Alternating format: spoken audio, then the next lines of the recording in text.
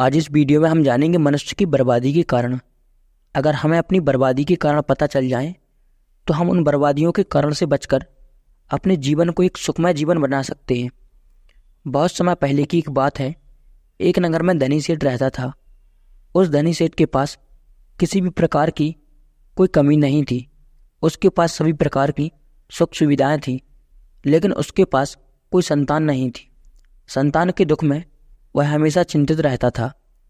फिर एक दिन उसे पता चलता है कि उसकी पत्नी तो गर्भवती है और उसने अपनी पत्नी का फिर खूब ख्याल रखा। ऐसे में एक दिन उसके घर पर एक पुत्र का जन्म हुआ। सेठ पुत्र के जन्म पर बहुत प्रसन्न था। उसने पूरे नगर में मिठाइयाँ बंटवाई थीं और उसके लालन पालन में कोई कमी नहीं छोड़ी। देखते ही देखते उसका पुत्र बड़ा हो गया। फिर सेठ ने उस पुत्र को गुरुकुल भेजने का निर्णय किया ताकि वो पढ़ लिख कर एक विद्वान बन सके। अभी उसके पुत्र की उम्र ज़्यादा नहीं हुई थी, लेकिन उसने छोटी सी उम्र में अपने बेटे को शिक्षा ग्रहण करने के लिए गुरुकुल भेज दिया। गुरुकुल में वह बालक अच्छे से शिक्षा ग्रहण करता, अपने गुरु की सभी आज्ञाओं का पालन करता। ऐसे में वह बालक धीरे धीरे वहाँ का सबसे होनहार विद्यार्थी बन गया। गुरुकुल में उस बालक ने सारे वेद पुराण और शास्त्रों का अध्ययन किया और बहुत बड़ा विद्वान बन गया। लेकिन वो कहते हैं ना कि समय पर और समय कब बदल जाए किसी को कोई पता नहीं होता है। ऐसे ही एक दिन किसी प्राकृतिक आपदा की वजह से उसके माता पिता की मृत्यु हो गई। और जब उसके माता पिता की मृत्यु हुई थी तब उस बालक की शिक्षा भी पूर्ण नहीं हुई थी। और जब उस बालक को इस खबर का पता चला कि उसके माता पिता अब इस दुनिया में नहीं रहे और उसका सब कुछ बर्बाद हो चुका है, तो उस बालक का इस सांसारिक मोह माया से मन ही उठ गया। उसके बाद उस बालक ने निर्णय लिया कि वह अपना पूरा जीवन लोगों की भलाई करने में व्यतीत करेगा। फिर जब उस बालक की शिक्षा पूर्ण हो गई, उसके बाद वह बालक सन्यासी बन गया और वह सांसारिक वस्तुओं से दूर हिमालय के जंगल में चला गया। जंगल में जाकर उसने वहाँ लंबे समय तक तपस्या की। तपस्या करने के बाद वह एक सन्यासी के रूप में बदल गया और सन्यासी ने लोगों को शिक्षा देने का निर्णय लिया और वह लोगों को शिक्षा देने लग गया।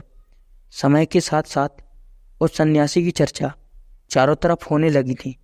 दूर दूर से लोग उसके पास शिक्षा ग्रहण करने आने लगे और बहुत से लोग उसके पास अपनी समस्याओं का समाधान खोजने के लिए आने लगे। सन्यासी सभी लोगों की समस्या बड़ी आसानी से सुलझा देता था, जिसकी वजह से अब पूरे राज्य में मशहूर हो गया था। लेकिन जिस नगर में वो रहता था, उस नगर का एक राजा क्रूर व्यक्ति था। जब राजा को सन्यासी के बारे में पता चला तो उसने सन्यासी से मिलने का निर्णय लिया। अगली सुबह को राजा अपने महल से निकलकर उस सन्यासी से मिलने के लिए निकल गया और फिर वो उसकी कुटिया में जाकर पहुंच गया।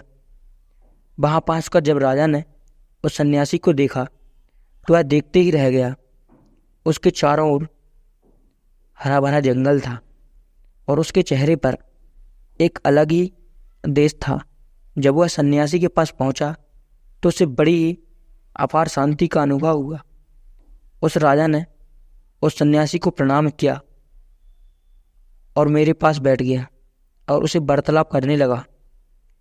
वो राजा पहले ही मुलाकात में उस सन्यासी के व्यक्तित्व से इतना प्रभावित हुआ कि उसने उसी समय से अच्छाई की राह पर चलने की ठान ली और मन ही मन सोचने लगा कि इतनी छोटी मुलाकात में यह सन्यासी मुझे इतना बदल सकता है, तो अगर यह हमेशा के लिए मेरे साथ ही रहने लगेगा तो मेरी तो जिंदगी ही बदल जाएगी।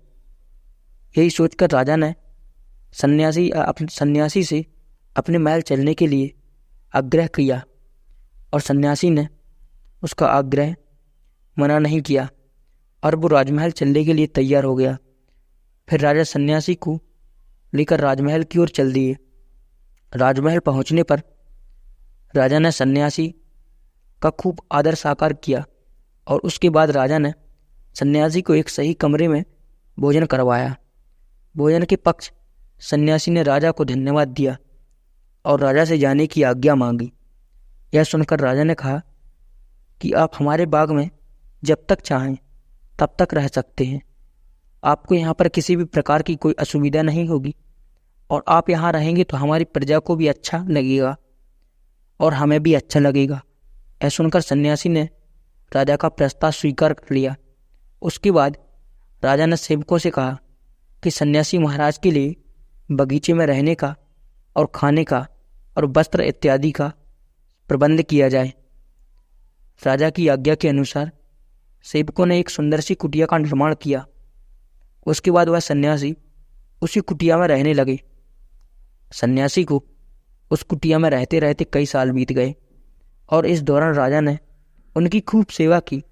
परंतु कई सालों बाद एक दिन राजा और रानी को आवश्यक कार्य के लिए दूसरे राज्य जाना पड़ा, लेकिन उन्होंने एक सेवादार को सन्यासी की सेवा के लिए नियुक्त कर दिया था।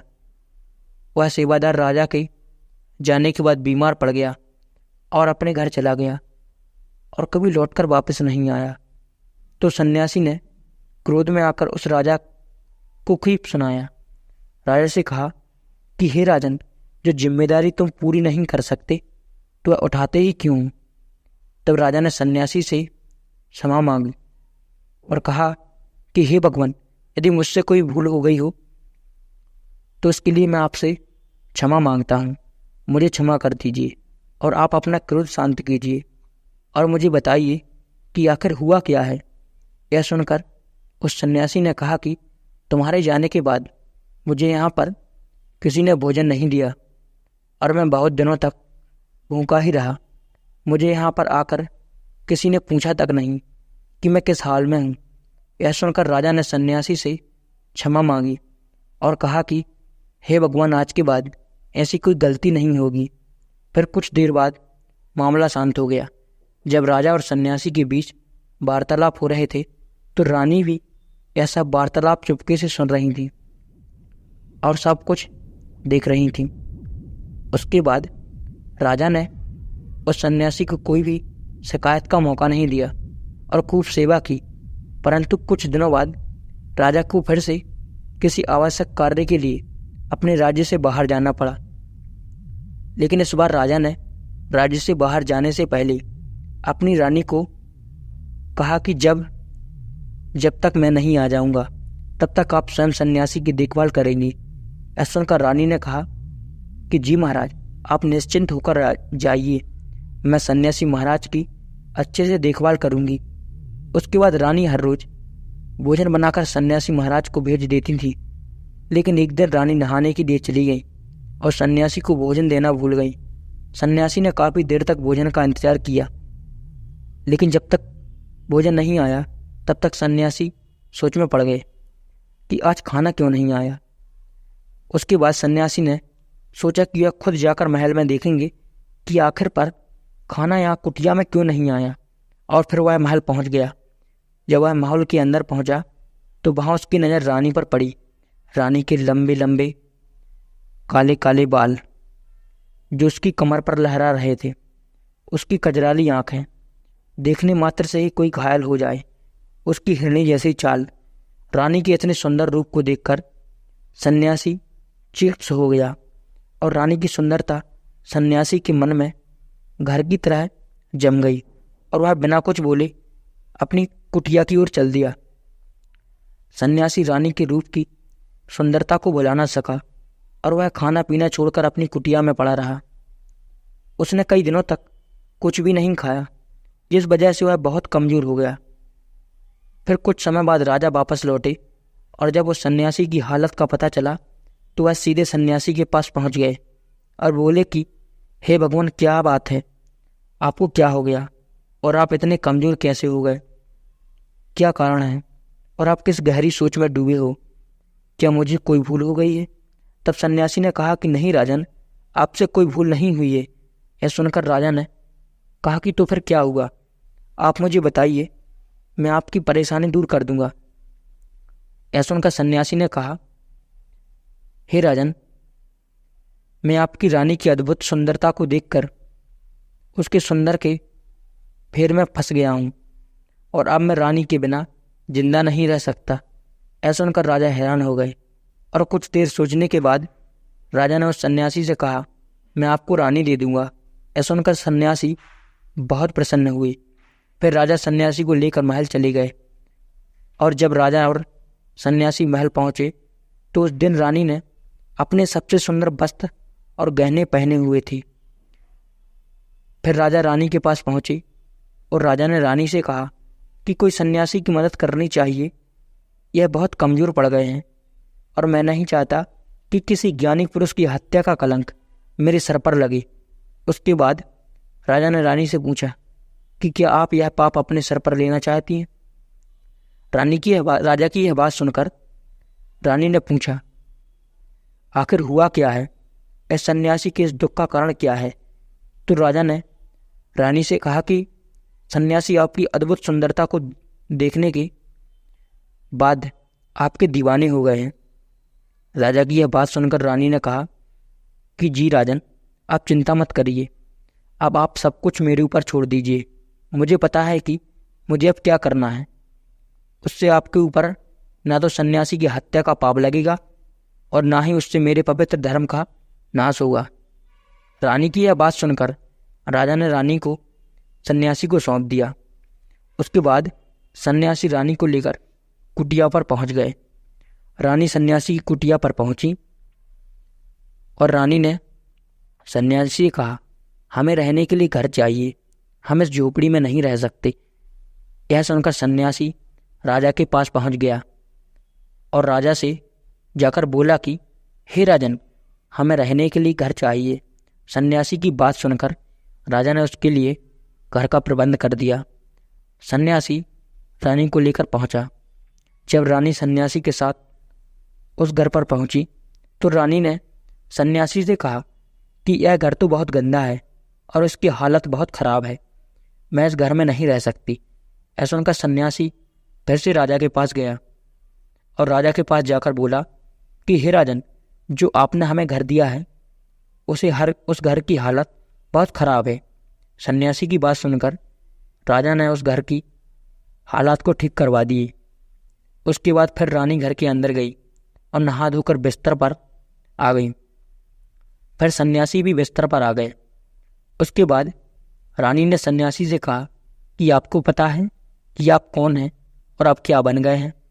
आप एक महान सन्यासी हैं जिसके लिए राजा स्वयं सारी ज़रूरतों की वस्तुएं उपलब्ध कराते हैं, जिसके पास लोग दूर दूर से ज्ञान ग्रहण करने आते हैं, जो लोगों को सत्य की राह दिखाता है, जो लोगों की समस्याओं का समाधान करते हैं, जिनको सभी लोग एक गुरु मानते हैं, जिनकी सब भगवान के रूप में पूजा किया करते हैं।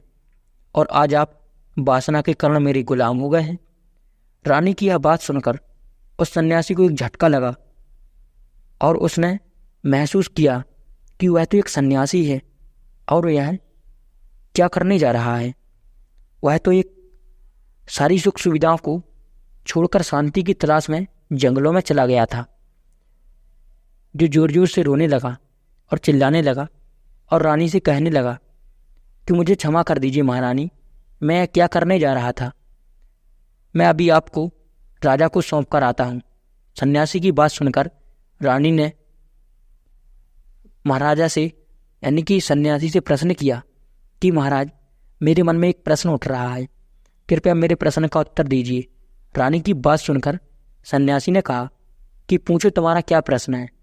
फिर रानी ने कहा कि जब आपको उस दिन भोजन नहीं मिला तो आप बहुत क्रोधित हुए, तब मैंने आपके ये रूप पहली बार देखा था और तभी से आपके व्यवहार को और आपके व्यवहार में परिवर्तन महसूस कर रही हूँ। ऐसा क्यों महाराज, आखिर आपको इतना क्रोध क्यों आया।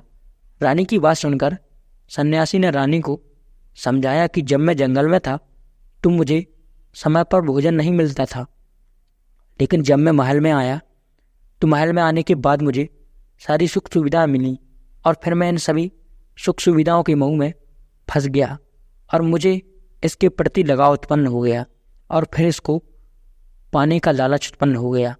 और जब मुझे यह नहीं मिला तो मेरे अंदर क्रोध उत्पन्न हुआ। फिर सन्यासी ने कहा कि महाराजा, सच तो यह है कि अगर इच्छा पूरी नहीं होती तो क्रोध आता है, और अगर इच्छा पूरी हो जाए तो लालच पड़ जाता है। फिर सन्यासी ने रानी से कहा, यह इच्छा की पूर्ति ही मुझे कामना के द्वार तक लेकर आई है और मैं आपके प्रति आकर्षित हो गया हूँ। इसके बाद वो सन्यासी रानी को लेकर राजा के पास गया और बोला कि राजन, मुझे क्षमा कर दीजिए, मुझे अपनी गलती का एहसास हो गया। यह लो आपकी रानी, मुझे यह सब नहीं चाहिए। अपनी इच्छा के कारण यह सब गलत कार्य करने जा रहा था और अपने जीवन को बर्बाद कर रहा था, लेकिन अब मुझे सब कुछ समझ में आ गया है। इसके बाद उस सन्यासी ने कहा कि हे राजन, मनुष्य की बर्बादी के 4 कारण हैं, 4 आदतें हैं, और दुनिया की हर एक व्यक्ति के अंदर यह 4 अवगुण होते हैं। लेकिन जो व्यक्ति इन पर नियंत्रित कर लेता है वह दुख और परेशानियों से बच जाता है। जो व्यक्ति इन 4 दोस्तों पर नियंत्रण नहीं कर पाता है वो बर्बाद होने के कगार पर पहुंच जाता है। यह बात सुनकर राजा ने कहा कि महाराज, आप मुझे 4 आदतें बताइए जिससे कि मनुष्य की बर्बादी हो जाती है। फिर सन्यासी ने राजा को बर्बादी के होने वाली आदतों को बताया। पहली आदत है इच्छा, क्योंकि इच्छा ही दुनिया की हर एक व्यक्ति के अंदर सबसे पहला अवगुण होता है, और जो व्यक्ति अपनी इच्छाओं को नियंत्रित में नहीं कर पाता है वह जीवन में किसी भी क्षेत्र में सफल नहीं हो पाता है, क्योंकि जैसे ही उसकी एक इच्छा पूरी होती है तो वह दूसरी इच्छा बढ़ाने लगता है, दूसरी इच्छा पूरी होती है तो वह तीसरी इच्छा के मन में जागृत हो जाता है, और फिर ऐसे करते करते इच्छाओं पर नियंत्रण न होने के कारण इसी जाल में फंस जाता है। दूसरी आदत है वासना। वासना का जन्म हमारे मन में उठने वाली इच्छाओं से होता है। जिस प्रकार इच्छा का कोई अंत नहीं होता और मनुष्य वासना के जाल में फंसता ही चला जाता है। आज तक जितनी भी लड़ाइयाँ हुई हैं उनका सबसे बड़ा कारण स्त्री को पाने की इच्छा ही रही है।